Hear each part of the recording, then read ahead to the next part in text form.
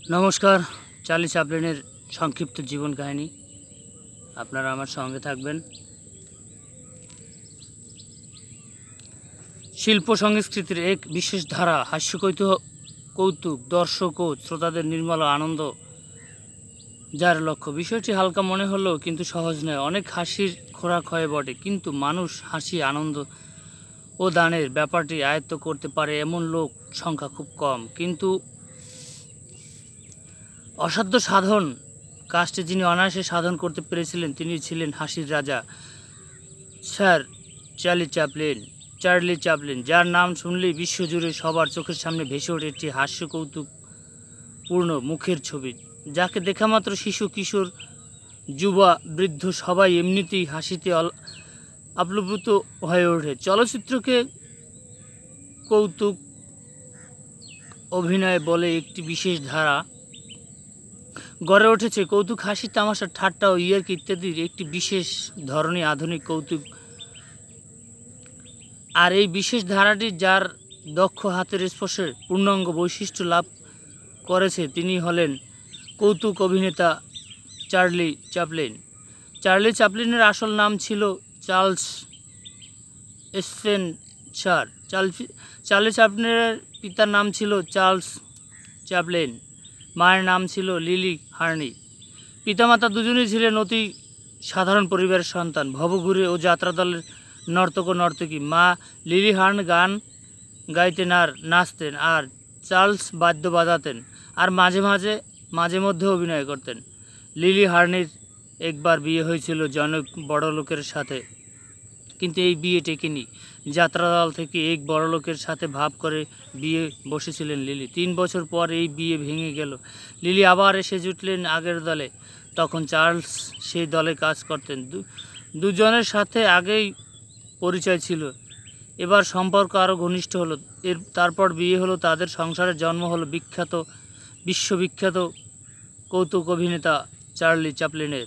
স্বামী স্ত্রী দুজনেই যাত্রা দলে নেচে আর গান গেয়ে সামান্য আয় করতেন। তা দিয়ে তাদের সংসার চলতো না ঠিক মতন, সবসময় অভাব অনটন লেগেই থাকতো।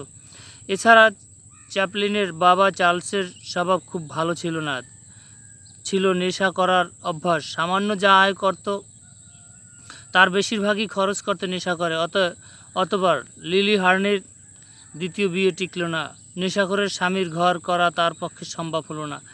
চার্লির জন্মের কয়েক বছর পরেই তাদের মধ্যে ছাড়াছড়ি হয়ে গেল। মা লিলি ছেলে চ্যাপলিনকে নিয়ে রয়ে গেলেন যাত্রাদলে, বাবা চলে গেলেন অন্যত্র। মায়ের দেখাদেখি ছোটবেলা থেকেই গানের এবং অভিনয় চর্চা করত চ্যাপলিন। তার গলায় সুর ছিল ভারী চমৎকার। মা যেখানে যেতেন ছেলে তার সাথে থাকতেন। মা যতক্ষণ স্টেজে গান গাইতেন বা নাচতেন, চার্লি চ্যাপলিন পর্দার আড়াল দিয়ে দাঁড়িয়ে দেখতেন। সর্বক্ষণ নজর থাকতো মায়ের উপর। হঠাৎ একদিন তার মায়ের অনুষ্ঠানের ঘটল অঘটন। সেটা 1994 খ্রিস্টাব্দের কথা। মা স্টেজে গান গাইতে গাইতে উঠছে। তার শরীরটা 2 দিন থেকেই খারাপ ছিল। পয়সার অভাবে অসুস্থ শরীর নিয়ে গান গাইতে এসেছিলেন। ফলে যা হবার তা হলো। স্টেজে গান গাইতে গাইতে মায়ের গলা আওয়াজ বের হলো না। এদিকে দর্শকের গ্যালারি থেকে শুরু হলো হাই হুল্লোড়, চিৎকার। মা নিজের অবস্থা এবং স্টেজের হইচই দেখে আরও ঘাবড়ে গেলেন। পরে ভীত সন্তুষ্ট অবস্থায় তিনি পালিয়ে এলেন স্টেজ থেকে। পাশে দাঁড়িয়ে সব তীক্ষ্ণ দৃষ্টিতে লক্ষ্য করেছিলেন বড়লোক চ্যাপলিন। যখন মা স্টেজ থেকে বের হয়ে গেলেন, তখন চার্লি চ্যাপলিন এক অবাক কাণ্ড করে বসলেন। তিনি গিয়ে সোজা দাঁড়ালেন স্টেজের সামনে, দর্শকের সামনে। তারপর ধরলেন গান, Jack George will and can to everybody. তার চমৎকার গলা শুনে দর্শকরা তো থমকে গেল, মুহূর্তেই থেমে গেল গোলমাল। এবার দর্শকরা আনন্দে উৎফুল্ল হয়ে উঠল এবং সেই সাথে টাকা আদলি সামনে এসে ছিটকে পড়তে লাগলো স্টেজে বৃষ্টির মতন। সবাই তার গান শুনে খুশি। তবে তার মধ্যে আরেকটা মজার কাণ্ড বের হয়ে বসলেন। চ্যাপলিন যখন দেখলেন বৃষ্টির মতন তার চারপাশে টাকা পয়সা এসে ছিটকে পড়েছে, অমনি গান থামিয়ে দর্শকের লক্ষ্য করে বলতে লাগলেন, আমি এখন আর গান গাইব না, আগে পয়সাগুলো কুড়িয়ে নিই, তারপর আবার গাইব। চ্যাপলিন এমন বিচিত্র অঙ্গভঙ্গি করে কথাগুলো বললেন যে দর্শকরা একটু রাগ না করে বরং মজা করে হাসতে লাগলেন এবং আরও পয়সা ছড়তে লাগলেন।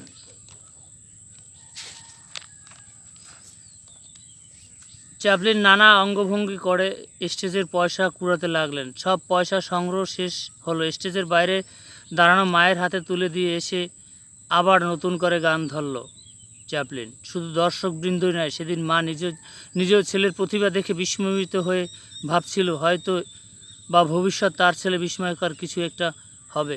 মায়ের আশা পূর্ণ হয়েছিল চ্যাপলিনের জীবন প্রতিষ্ঠায়। চার্লি চ্যাপলিন প্রথম জীবনে অনেক দুঃখ কষ্ট সহ্য করেছে। তার কিশোর জীবনে কাটে মুদি দোকানের ছাপাখানায়, রাস্তায় কাগজ বেচে, ঔষধের দোকান এবং লোকের বাড়িতে কাজ করে।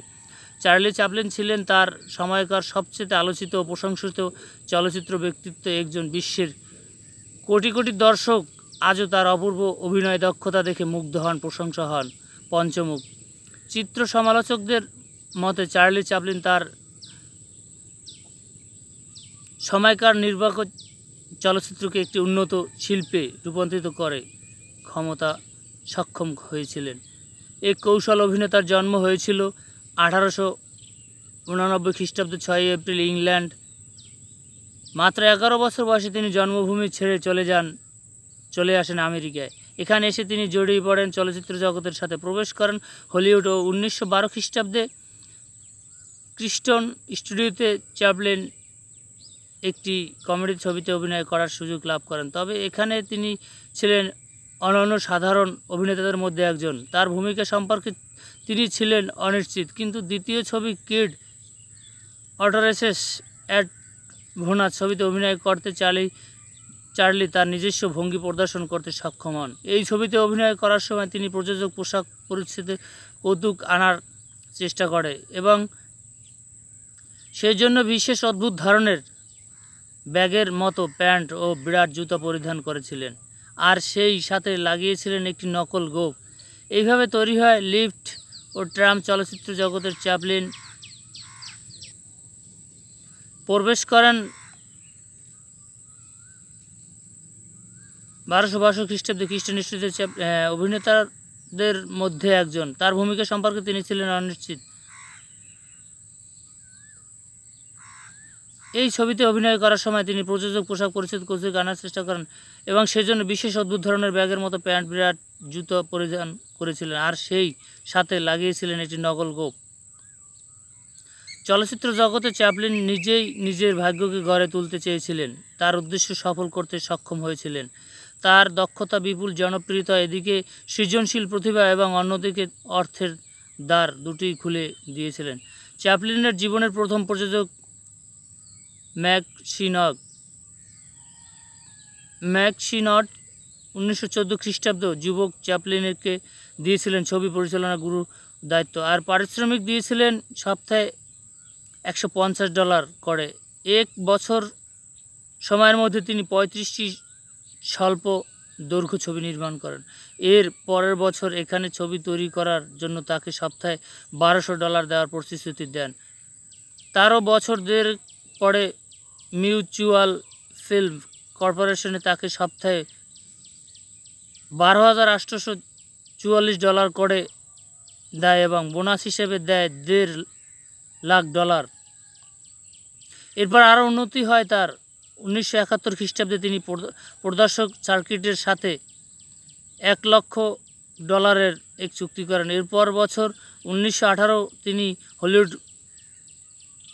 গড়ে তোলেন নিজস্ব চলচ্চিত্র স্টুডিও। 1919 খ্রিস্টাব্দে তিনি তার সাময়িক আরও দুজন তারকা ডগলাস ও ফায়ারব্যাঙ্ক এবং মেরি পিকফোর্ডকে নিয়ে গঠন করেন ইউনাইটেড আর্টিস্ট। চার্লি চ্যাপলিনের প্রথম পূর্ণদৈর্ঘ্য কাহিনী হলো দ্য কিড। ছবিটি নির্মিত হয়েছিল 1921 খ্রিস্টাব্দে এবং এতে তার সাথে ছিলেন শিশু অভিনেতা জ্যাকি কুগানে। ছবিটি প্রদর্শনী হওয়ার সাথে সাথেই এক মাস্টারপিস ছবি হিসাবে প্রশংসিত হয়।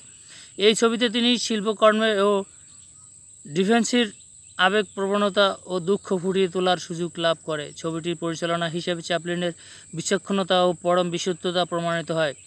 দ্য কিড ছবিতে ট্রাম্প রাস্তায় পরিত্যক্ত একটি শিশুকে আশ্রয় দেয়। গোটা শিল্পজীবনকে চ্যাপলিনের ছিলেন পরম বিশুদ্ধতার প্রয়াসী। হাজার হাজার ফুট ছবি তুলে তার মধ্যে কেবল কয়েকশো ফুট তার কাছে বিবেচিত হতো। যেমন দ্য কিড ছবিতে ব্যবহৃত প্রতি ফুট ফিল্মের জন্য তুলেছে ৩৫ ফুট ছবি, যা বর্তমান সময়ের জন্য একটি বিস্ময়কর অপচয়। বিশেষত চলচ্চিত্র শতাব্দী গোড়ার দিক সোনার সন্ধানে আলকাস অভিমুখে মানুষের ছুটে চলা সম্পর্কে 1925 খ্রিস্টাব্দে নির্মিত দ্য গোল্ড রাশ ছবিটি কতিপয় সমালোচকের মতে চ্যাপলিনের সবচেয়ে সফল কমেডি ছবি। এই ছবির একটি বিখ্যাত দৃশ্যে ক্ষুধার্ত চ্যাপলিনের খাদ্যভোজন ও আয়েসে নিজের জুতো সেদ্ধ করে খান। সবাক চলচ্চিত্র আগমনের সাথে সাথে কিন্তু চ্যাপলিনের সেদিক ঝুঁকে পড়েনি। 1940 খ্রিস্টাব্দে নির্মিত নাৎসিবাদ নিয়ে ব্যঙ্গতক্ক ছায়াছবি দ্য গ্রেট ডিক্সের ছিল তার প্রথম সবাক ছায়াছবি। এই ছবিতে তিনি ট্রাম্প ভূমিকায় শেষ অভিনয় করেন। তিনি মনে করতেন মূকাভিনয়ের মাধ্যমেই একটি চরিত্রকে যথাযথভাবে ফুটিয়ে তোলা যায়। 1944 খ্রিস্টাব্দে তিনি নির্গীত ও নীতিগর্হিত কাজের জন্য অভিযুক্ত হয়েছিলেন। অবশ্যই এই অভিযোগে থেকে অব্যাহতি পেয়েছিলেন। এরপর তিনি সন্তানের অভিভাবকত্ব নিয়ে একটি মামলায় জড়িয়ে পড়েছিলেন। এছাড়া যুদ্ধোত্তর আমেরিকায় কমিউনিস্ট বিরোধী পরিবেশে কমিউনিস্টদের প্রতি তার কথিত সহানুভূতি ও তাদের সাথে গোপনে যোগাযোগ সম্পর্কে একটি কংগ্রেসি নিয়ে একটি মামলায় জড়িয়ে তদন্ত করে। 1952 খ্রিস্টাব্দে ইউরোপ ভ্রমণ করা যুক্তরাষ্ট্র প্রবেশের পারমিট বাতিল করা হয়। অবশ্যই তিনি কখনো যুক্তরাষ্ট্রের নাগরিকত্ব গ্রহণ করেননি। তার এই মর্মবেদনা নিয়ে তিনি সুইজারল্যান্ড চলে যান। সেখানেই তার বাকি জীবন কাটে। সর্বশেষ স্ত্রী উনা ও লিলের সাথে উনা ছিলেন নোবেল বিজয়ী নাট্যকার ইউজীবন ও লিলের মেয়ে। 1964 খ্রিস্টাব্দে চার্লি চ্যাপলিন আত্মকথা মাই অটোবিওগ্রাফি প্রকাশিত হয়। সেই সময় তার এই বই সর্বকালের বেস্ট সেলার হিসেবে বিক্রি হয়। তবে চ্যাপলিনের বইতে তার কাজ করার ভঙ্গি বা কায়দা সম্পর্কে কোনো বর্ণনা ছিল না। সুইজারল্যান্ডে বিশ্বের কোটি কোটি দর্শকের প্রিয় অভিনেতা, হাসির সম্রাট চার্লি চ্যাপলিন প্রায় নিঃসঙ্গ অবস্থায় 1977 খ্রিস্টাব্দে 25 ডিসেম্বর পরলোক গমন করেন। চার্লি চ্যাপলিনের আমাদের মধ্যে না থাকলেও বিশ্বের কোটি কোটি মানুষের মনে এক বিশাল শিল্পীর ক্যানভাস হিসেবে বেঁচে আছেন। শিল্পী সত্তাকে বাঁচিয়ে রাখার জন্য একটি মানুষ, চার্লি চ্যাপলিনের ছবি আপনি না দেখলে বুঝবেন না তিনি কেমন মানুষ, কেমন তার অভিনয়, কেমন তার ভঙ্গি। নমস্কার, চার্লি চ্যাপলিনের সংক্ষিপ্ত জীবন কাহিনী। আমার সঙ্গে থাকবেন।